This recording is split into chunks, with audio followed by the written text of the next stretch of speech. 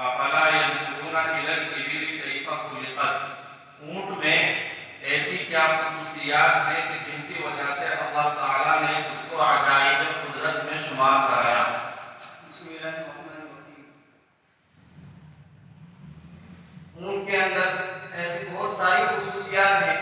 جن کی وجہ سے اللہ رب العزت نے اس کو عجائبات میں شمار کیا ہے۔ مثلا اونٹ عرب کا سب سے بڑا جانور ہے،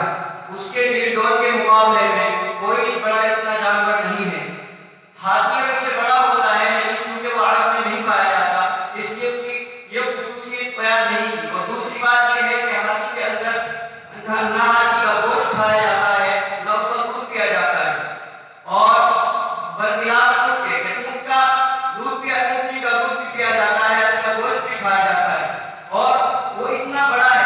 اس کے اوپر بیٹھنے کے لیے اللہ رب العزت نے اس کی ٹانگوں میں دو جوڑ بنائے ہیں جس کی وجہ سے وہ بآسانی بیٹھ جاتا ہے اور فوراً اس کے اوپر آ کے چڑھے تو ایک کھڑا بھی ہو جاتا ہے۔ تیسری بات یہ کہ اللہ رب العزت نے اس کے پیٹ میں ایک ایسی ٹنکی لگا دی ہے جو تقریباً 8 یا 10 دن پانی